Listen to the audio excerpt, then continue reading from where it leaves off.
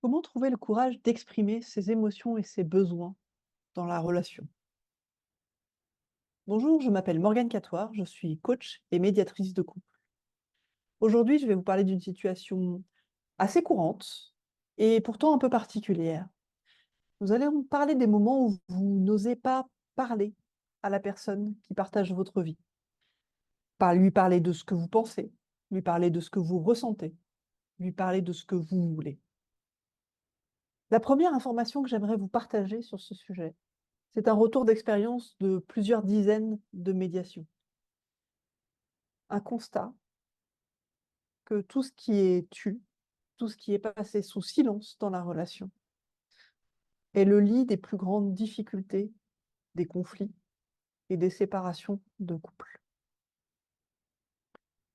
Bien sûr, il y a des tonnes de raisons, plus ou moins importantes et plus ou moins ancrées dans vos comportements pour que vous n'osiez pas parler.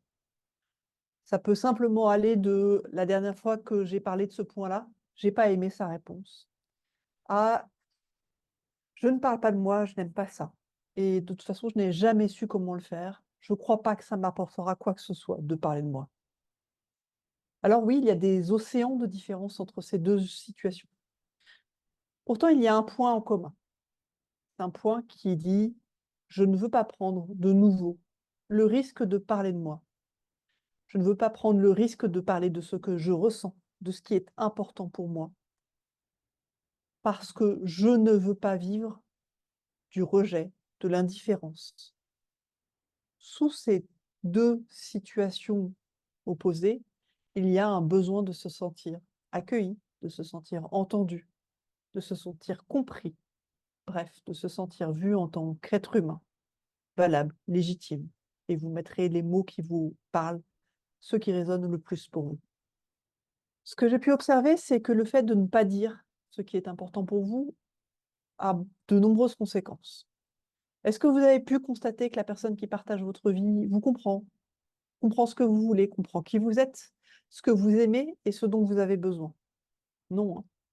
Eh bien, tout simplement parce que ces informations ne s'inventent pas. La personne qui partage votre vie peut avoir l'habitude de vous voir, de savoir ce que vous aimez, le café plutôt que le thé, mais pour toutes les subtilités, tout ce que vous n'avez pas dit, elle n'a pas pu le deviner, tout simplement. Dans le fond, elle ne sait pas qui vous êtes et ce que vous voulez, tant que vous ne le lui avez pas dit. Vous voyez le truc? C'est comme un moto, en fait. Votre véhicule va là où vous regardez. Vous êtes en train de dire: «Non, je ne veux pas aller à cet endroit où je ne me sens pas vu dans la relation», et en gardant le regard à cet endroit-là, vous emmenez votre véhicule, votre relation exactement à l'endroit où vous ne vous sentez pas vu. Je vous présente les choses sous un autre angle et je prends un exemple. J'ai accompagné un couple dont le monsieur avait commis une infidélité. Ce monsieur ne parlait jamais de ses émotions et il n'en avait pas du tout l'habitude. En fait, il avait la croyance suivante: «Si j'ai des émotions, je ne vais pas être fiable». Il n'arrivait pas à parler de ses besoins, de ses envies à sa compagne. Et même en sa présence, j'ai pu le constater, il repoussait toutes les occasions d'être en lien avec ses émotions et d'en parler.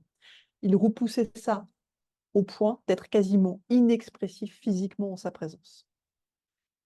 Dans la discussion avec sa compagne, je lui ai demandé à elle ce que ça lui faisait de voir que son compagnon n'exprimait pas ses émotions. Elle m'a répondu que c'était très perturbant pour elle parce que dans le fond, elle ne savait jamais ce qu'il pensait. Et elle m'a dit: «Même s'il dit des choses comme "j'ai envie de" ou "ça me fait plaisir que nous fassions ça ensemble", il est tellement inexpressif que je n'arrive pas à savoir si c'est vrai ou s'il dit ça pour me faire plaisir». Dans le fond, ce qu'elle était en train de me dire, c'est: «Je ne sais pas vraiment ce qu'il ressent». Il bloquait tellement l'accès aux émotions que sa compagne était incapable d'avoir confiance en lui, parce qu'elle ne voyait pas le rapport entre ses rares mots sur ses émotions et son attitude physique. Elle ne savait pas sur quoi compter. Il lui faisait vivre, en fait, tout simplement de l'absence de fiabilité. Alors comment trouver le courage de dire les choses?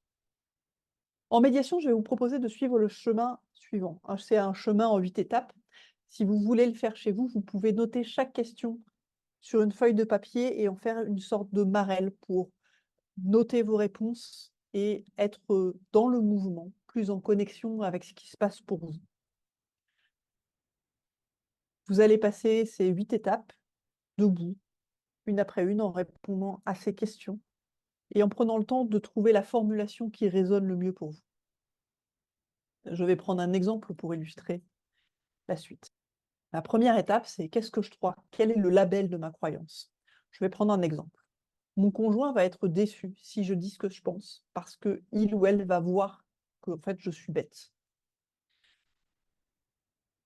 Ça, c'est la croyance telle qu'elle s'exprime chez moi. OK. Ça me fait quoi dans le corps quand je pense à ça? Quand je suis en train de vivre ce moment-là? Est-ce que ça serre la gorge? Est-ce que ça crispe le plexus? Est-ce que j'ai les trapèzes tendus? Est-ce que je me sens stressé, hyper vigilant? Prenez le temps de noter ces sensations dans votre corps. OK, à quoi me sert cette croyance? Qu'est-ce qu'elle me permet de vivre? Par exemple, si je suis attentif aux informations que je prends, je vérifie tout pour ne pas me faire avoir. Je vérifie plusieurs fois dans ma tête ce que je dis. Ça me permet de donner le meilleur de moi-même, surtout aux personnes que j'aime et surtout à mon conjoint dont j'admire l'intelligence. Ça me permet de me sentir à la hauteur.